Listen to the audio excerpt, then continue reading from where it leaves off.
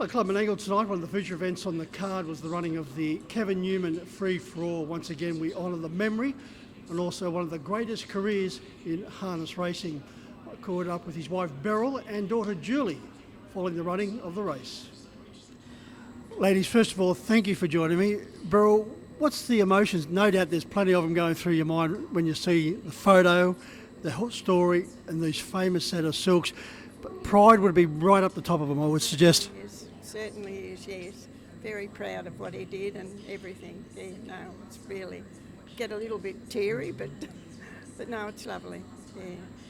What a great career, and throughout it, Beryl, he always remained humble. I think that was one of his greatest attributes. Yes, he was, always humble, never ever, I'm Kevin Newman or anything like that.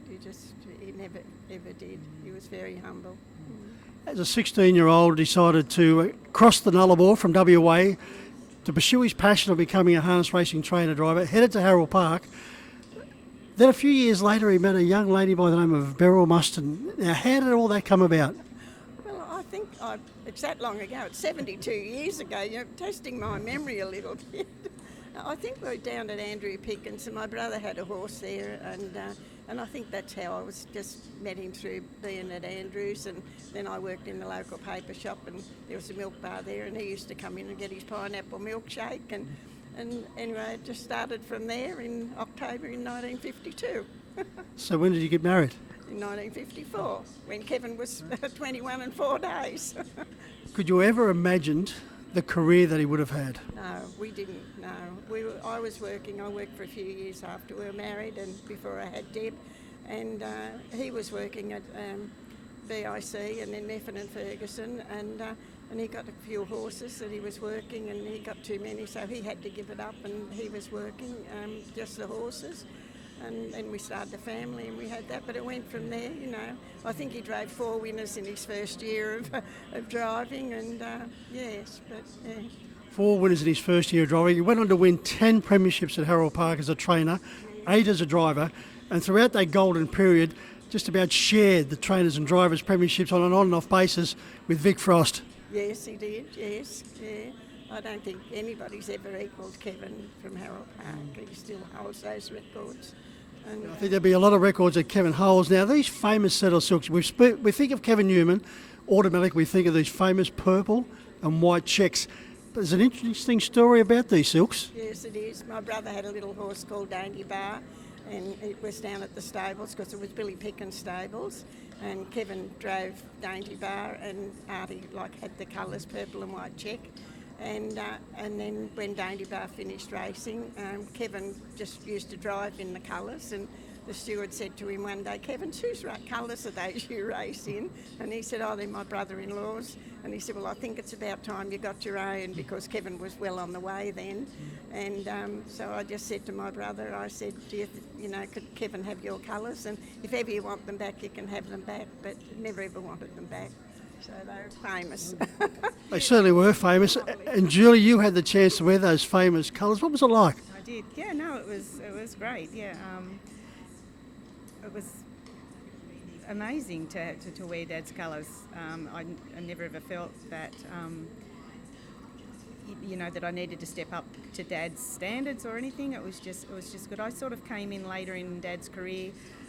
When he was breaking in a lot of his own and breeding a lot of his own horses. So they were mainly horses from our stables that I was driving. So, yeah.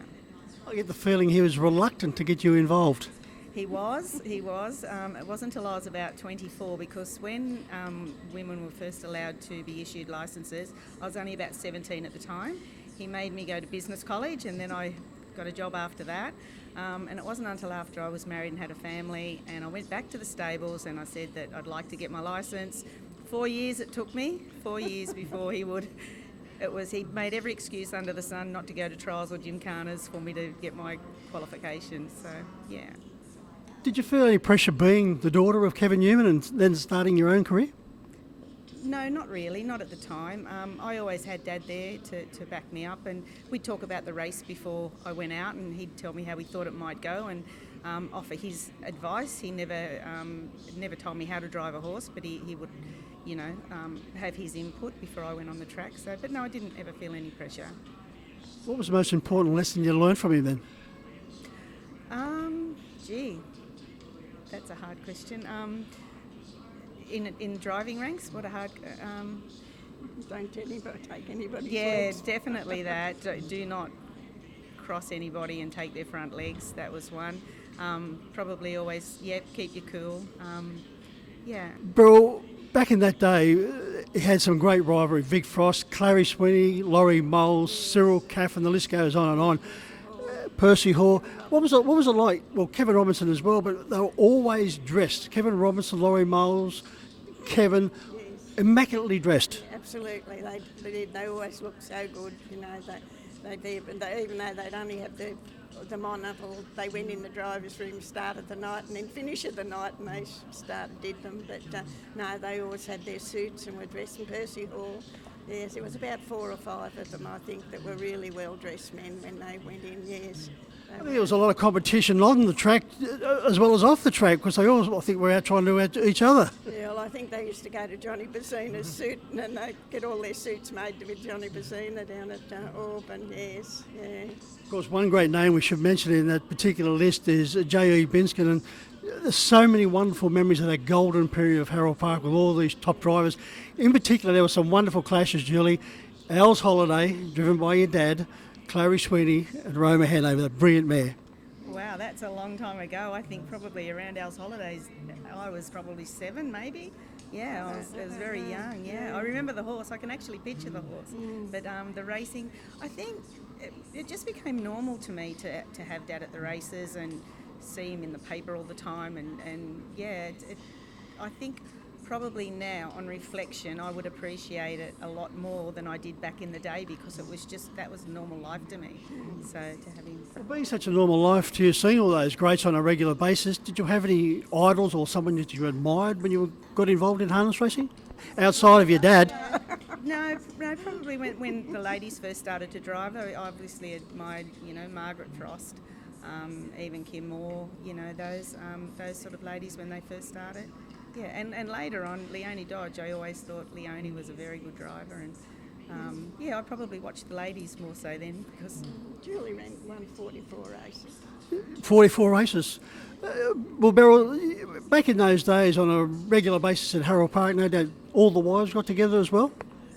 Not particularly, only Pat Moles and I, we were always together, and then there were a few of our owners and friends there was about 5 of us that we all used to get to Harold Park and be together, or some of the provincials, but it was really social as well. No, it was nice, but Pat and I, Laurie and Kevin would be fighting out the race, sort of thing, and he'd get quinellas, and then we'd be on both of them, sort of thing, and have them quinelled or something. Yes, no, it was really good and interesting, yeah.